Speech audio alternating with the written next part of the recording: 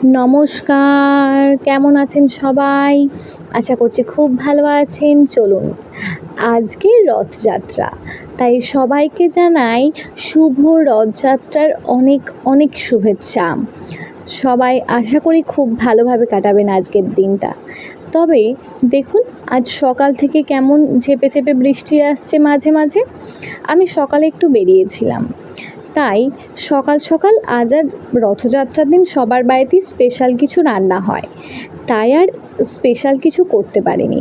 Fridge খুলে দেখলাম ডিমই আছে পড়ে, তাই অন্য কিছু রান্না না করে এক তরকারি ডিমের ঝোল ভাতই আজ রান্না করলাম। আলু আর ডিমটাকে বেশ ভালো করে একবার সিদ্ধ করে নিয়েছিলাম। ডিমটা কিছুক্ষণ পর তুলে নিয়ে আলুটাকে আর একটু সিদ্ধ করে আলু আর ডিম বেশ ভালো করে ভেজে নিলাম। তারপর আবার কড়াতে তেল গরম করতে দিয়ে তাতে ফোড়ন দিলাম, একটা তেজপাতা দিলাম। দেওয়ার পর তাতে পেঁয়াজগুলো দিয়ে দিলাম। পেঁয়াজগুলো দিয়ে বেশ ভালো করে লাল লাল করে ভেজে নেব। পেঁয়াজগুলো যখন ভাজা হয়ে যাবে, তাতে এবার টমেটোগুলো বেশ ভালো করে ভেজে নিয়েছি দেখুন। তারপর আদা রসুন এর একটা পেস্ট বানিয়েছিলাম, তাতেই সামান্য হলুদ গুঁড়ো আর লঙ্কা গুঁড়ো মিশিয়ে একেবারে রেখে দিয়েছিলাম। ওই যতটা তাড়াতাড়ি কাজ এগোয় আর কি। মশলা যখন কষানো হয়ে গেছে, সেই সময় আলু যেটা আগে থেকে সিদ্ধ করে একটু ভেজে রেখেছিলাম সেটা দিয়ে দিলাম। তবে আলু ভাজার সময় আমি সামান্য হলুদ দিয়েছিলাম।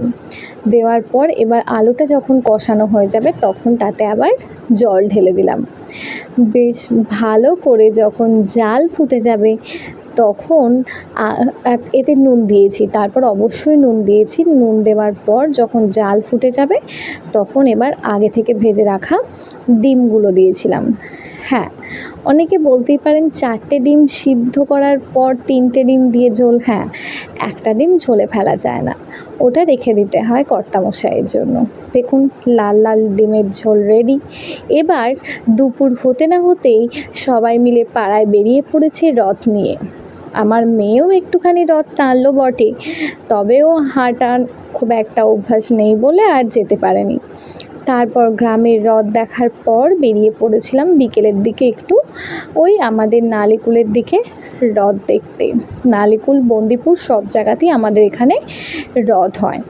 তবে এবছর নালিকুলের রথটাই দেরি করে একটু বেরিয়েছিল, ফেরার পথে এতটাই দেরি হয়ে গেছিল যে বন্দিপুরের রথটা দেখার সৌভাগ্য হয়ে ওঠেনি। দেখতে পাচ্ছেন ছোট ছোট বাচ্চারা কত দড়ি টানার জন্য উৎসুক হয়ে আছে, প্রচণ্ড ভিড়। তবে খুব বেশি কাছে রথের যেতে পারিনি, দূর থেকেই দেখতে হয়েছে।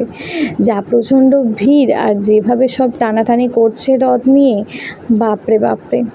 তারপর আবার দেখলাম বেশ কিছু মেলা বসেছে, তবে অন্যবারের তুলনায় এবারে কম। যেভাবে অন্যবারের রথের মেলাগুলোতে মেয়েদের যেমন কানের দুল অর্নামেন্টসের কিছু আছে, সেগুলো কম। এই বাচ্চাদের খেলনা তুলনামূলক